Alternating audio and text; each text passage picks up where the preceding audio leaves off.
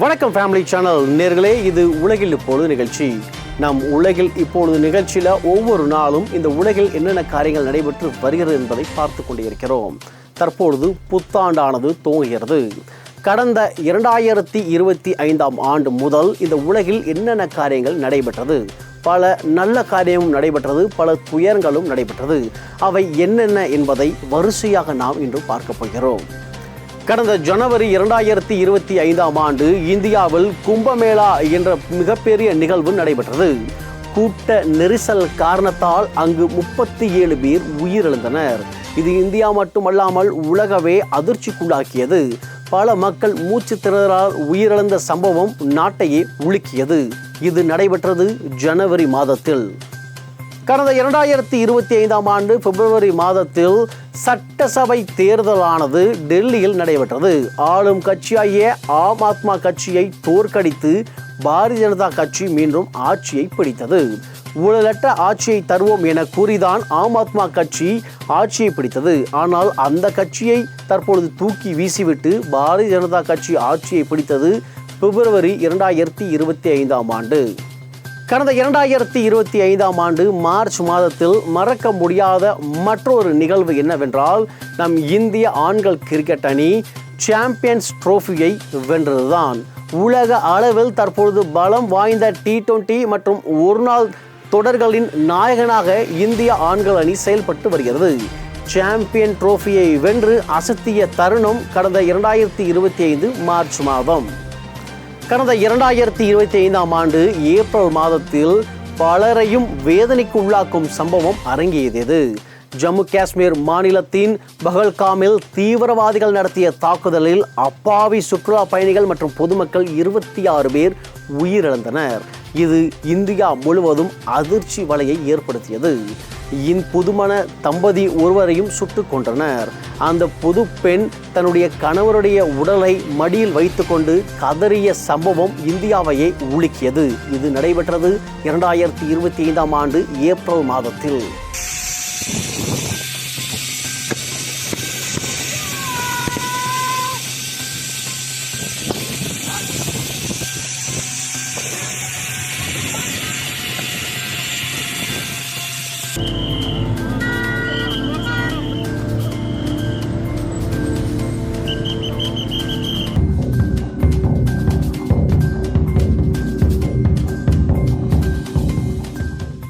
இரண்டாயிரத்தி 2025ஆம் ஆண்டு மே மாதம் பதிலடி மாதமாக அமைந்தது.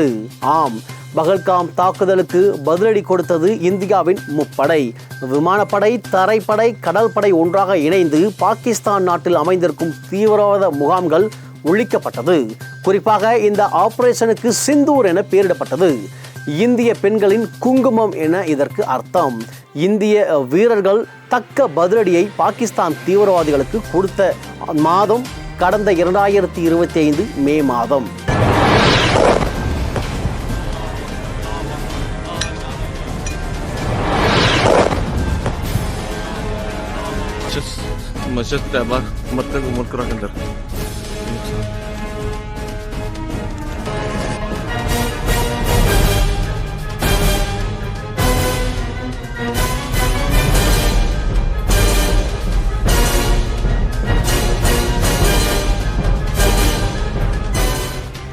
கடந்த 2025ஆம் ஆண்டு ஜூன் மாதத்தில் மற்றொரு அசம்பாவித சம்பவம் ஒன்று அரங்கேறியது.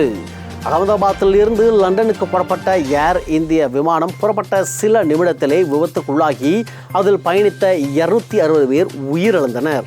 அதிர்ஷ்டவசமாக ஒரே ஒரு பயணி மட்டும் உயிர் தப்பினார். இது நாட்டையே சோகத்தில் உள்ளாக்கியது. 2025 ஜூலை மாதம் இந்தியாவின் சுவிசேஷ மாதமாக அமைந்தது. இயேசு அழைக்கிறார் ஊழியம் சார்பில் கோவையில் அமைந்திருக்கும் பெதஸ்தா ஜெப அரங்கில் மிகப்பெரிய அளவில் பிரார்த்தனை கூடுகை ஒன்று நடைபெற்றது. கிட்டத்தட்ட 15,000க்கும் மேற்பட்ட மக்கள் அங்கு கூடினர். டெல்லி, அகமதாபாத், ஹைதராபாத், தெலுங்கானா மற்றும் பெங்களூரு, சென்னை உட்பட பல்வேறு பகுதிகளில் இருந்து சாரையாக மக்கள் சில நாட்கள் அங்கு தங்கியிருந்து பிரார்த்தனை ஏறெடுத்தனர். டாக்டர் பால் தினகரன் மற்றும் அவருடைய குடும்பத்தினர் அங்கு பிரார்த்தனைக்காக வந்திருந்த ஒவ்வொருத்தர் மீதும் கைகளை வைத்து ஜெபித்தனர். இந்த பிரார்த்தனை திருவிழா நடைபெற்றது ஜூலை 2025.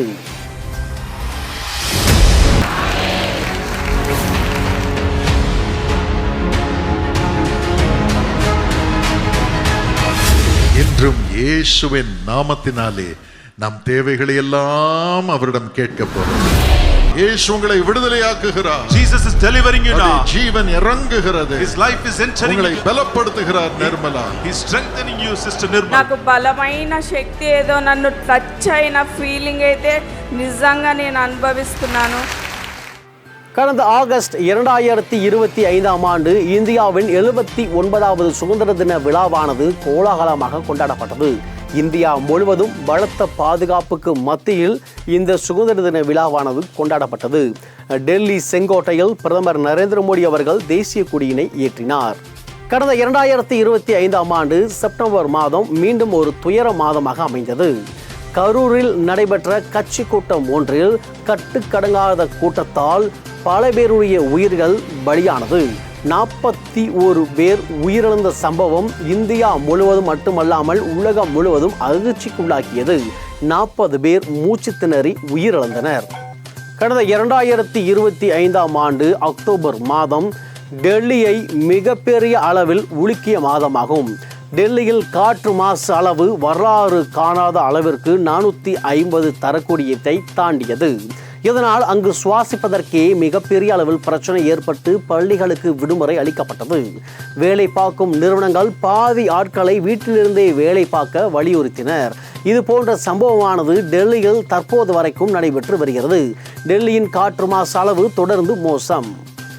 கடந்த 2025ஆம் ஆண்டு நவம்பர் மாதம் இந்தியாவின் பெருமை மாதமாக மாறியது. குறிப்பாக இந்திய பெண்களின் பெருமை மாதம் என்று அழைக்கப்படுகிறது. இதற்கு காரணம் இந்திய மகளிர் அணி முதன் முறையாக 50 ஓவர் உலக கோப்பையை வென்றது. வெற்றி பெற்ற வீராங்கனைகளுக்கு பரிசு பொருட்கள் ஏராளமாக வழங்கப்பட்டது. பெண்களின் சம்பளமும் தற்பொழுது உயர்த்தப்பட்டுள்ளது.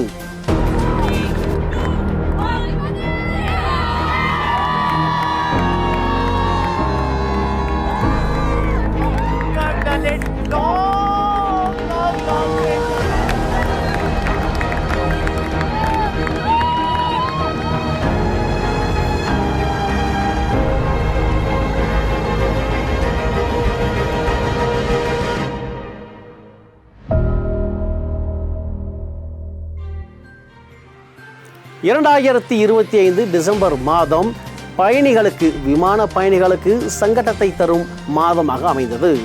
இண்டிகோ விமான சேவை மிகப்பெரிய அளவில் பிரச்சனையை சந்தித்தது. இதனால் பல மக்கள் வெளிநாடுகள் பல்வேறு இடங்களுக்கு செல்ல முடியாமல் சிக்கி தவித்தனர். பிற விமான நிறுவனங்களும் டிக்கெட் விலையை அதிக அளவில் உயர்த்தியது. அதற்கு ஒரு கட்டுப்பாடை விதித்தது இந்திய விமான போக்குவரத்து துறை. பயணிகளின் அவதிகள் பல நாட்களாக நீடித்தது.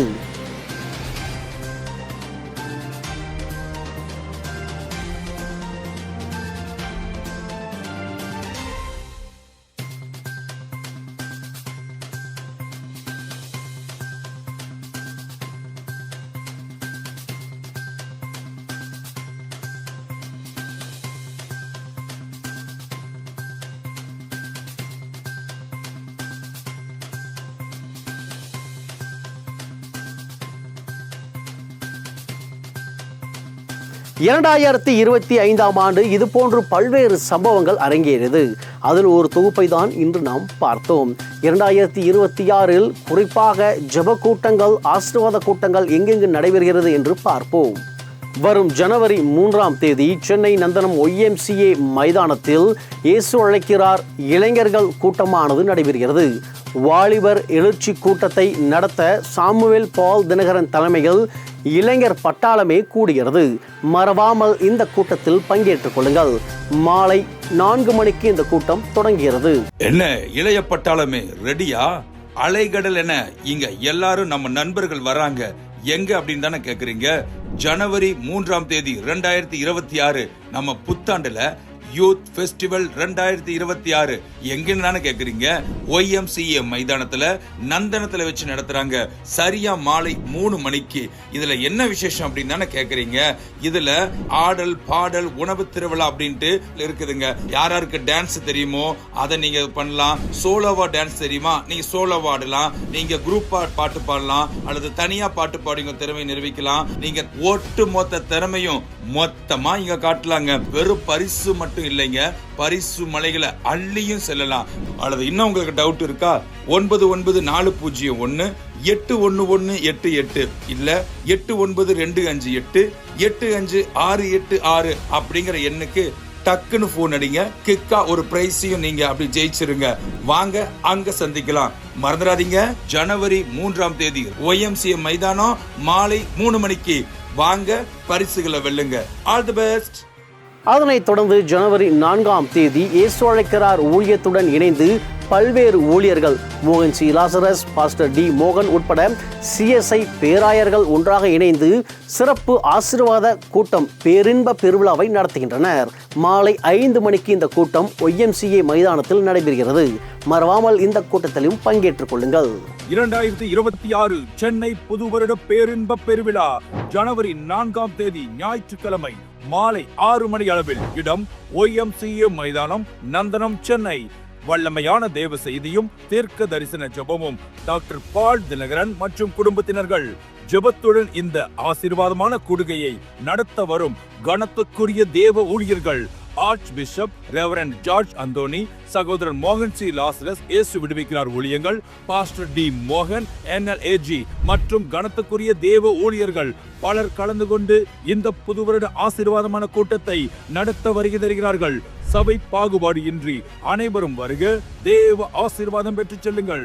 மேலும் விவரங்களுக்கு 994001 81188 மற்றும் 892588 5686. வாருங்கள், தேவனுடைய பரிபூர்ண ஆசீர்வாதத்தை புத்தாண்டு தினத்தில் அனைவரும் பெற்றுக்கொண்டு சந்தோஷமாக புத்தாண்டை தொடங்கலாம். வரும் பிப்ரவரி 8ஆம் தேதி இயேசு அழைக்கிறார் சிறப்பு ஆசீர்வாத கூட்டம் கோவை மாவட்டம் பெரஸ்தா அரங்கில் நடைபெறுகிறது. சகோதரர் DGS தினகரன் அரங்கில் வைத்து இந்த கூட்டம் ஒழுங்கு செய்யப்பட்டுள்ளது. பேருந்து வசதிகள், தங்கும் வசதிகள், உணவு வசதிகள் அனைத்து ஏற்பாடுகளும் தற்பொழுது தயார் செய்யப்பட்டு வருகிறது. இந்த கூட்டத்திலும் மறவாமல் பங்கேற்று தேவ ஆசீர்வாதத்தை குடும்பத்தோடு பெற்றுக்கொள்ளுங்கள். வேதத்தில் அருமையாக ஒரு வார்த்தை சொல்லப்படுகிறது. சங்கீதம் 55:22 கர்த்தர் மேல் உன் பாரத்தை வைத்து விடு, அவர் உன்னை ஆதரிப்பார் என்று வசனம் சொல்கிறது. நம்முடைய பாரத்தை அவருடைய பாதத்தில் இறக்கி வைப்போம். நம்முடைய பலவீனத்தையும் பாவங்களையும் அனைத்து விதமான காரியத்தையும் இறக்கி வைப்போம். இணைந்து உலக நாட்டு மக்களுக்கு நாம் ஜெபிக்கலாம். அன்பின் பரலோக பிதாவே, நன்றியோடு துதிக்கிறோம், ஸ்தோத்திரிக்கிறோம். தகப்பனே, எங்களோடு இணைந்து ஜெபித்துக் கொண்டிருக்கும் ஒவ்வொரு ஃபேமிலி சேனல் நேருக்கா ஸ்தோத்திரம். அப்பா, மக்களின் கண்ணீரை துடைத்து கட்டுகளை உடைத்து பிரிந்த குடும்பங்களை தேவன் ஒன்று சேர்த்து முடியாது ஜெபிக்கிறோம். ஒவ்வொருத்தரையும் தேவன் பலப்படுத்த முடியாது ஜெபிக்கிறோம். அப்பா, உடைய ரட்சிப்பின் கரம் ஒவ்வொருத்தர் மீதும் இறங்கட்டும். தகப்பனே, அப்பா, இந்த வேலைக்கு அப்புறம் ஒவ்வொரு நாடுகளுக்காக ஜெபிக்கிறோம். யுத்த சத்தமானது முடிவுக்கு வரட்டும். காங்கோவில் ஒரு சமாதானம் உண்டாக முடியாது ஜெபிக்கிறோம். தகப்பனே, அப்பா, தாய்லாந்து நாட்டில் ஒரு சமாதானம் உண்டாக முடியாது ஜெபிக்கிறோம். தைவானில் ஒரு சமாதானம் உண்டாக முடியாது ஜெபிக்கிறோம். உக்ரைன் ரஷ்யா போர் முடிவுக்கு வரட்டும். இஸ்ரேல் ஒரு சமாதானம் உண்டாக முடியாது ஜெபிக்கிறோம். அப்பா, வேலை இல்லாமல் கஷ்டப்படுற மக்களை தேவன் ஆசீர்வதிங்க. வேலை கிடைக்கட்டும். தகப்பனே, தேவைகளை சந்திங்க. சிகிச்சையில் இருக்கிற ஒருத்தர் தொட்டு சுகமாகுங்க. தகப்பனே, புரிந்த குடும்பங்களை தேவன் ஒன்று சேர்த்து ஆசீர்வதிக்க முடியாது நாங்கள் ஜெபிக்கிறோம். அப்பா, ஒவ்வொரு நாளும் பல்வேறு காரியங்களுக்காக ஜெபித்துக் கொண்டிருக்கும் இந்த ஃபேமிலி சேனல் என்னுடைய வாழ்க்கையில் நீங்கள் அதிசயத்தையும் அற்பத்தையும் செய்கிறீங்க. எங்களுக்கு கிடைக்கிற ஒவ்வொரு சாட்சிகளுக்காக உங்களுக்கு நன்றி. இன்னைக்கு விசுவாசமாக ஜெபித்திருக்க இவர்களையும் தேவன் சாட்சியாக ஏற்படுத்துங்க. மேலான வேணுடைய கரங்கள் ஒப்புக்கிறோம், பாதங்களை தாழ்த்துகிறோம், ஒவ்வொருவரையும் வைத்துக்கிறோம். இயேசு கிறிஸ்து நாமத்தில் ஜெபிக்கிறோம். எங்கள் ஜெபங்களும் ஜீவனுள்ள பிதாவே, ஆமென். நேயர்களே, இன்னைக்கு உலகில் இப்போ நிகழ்ச்சியில் உங்களுக்கு தேவையான பல சுவாரஸ்யமான தகவலாம் கிடைச்சிருக்கும் அப்படின்னு நம்புகிறோம். மீண்டுமாக மற்றொரு நிகழ்ச்சியில் உங்களை சந்திக்கும் வரை உங்களிடமிருந்து விடைபெறுகிறோம். ஒளிப்பதிவாளர் ஜானுடன் உங்கள் வேலன்.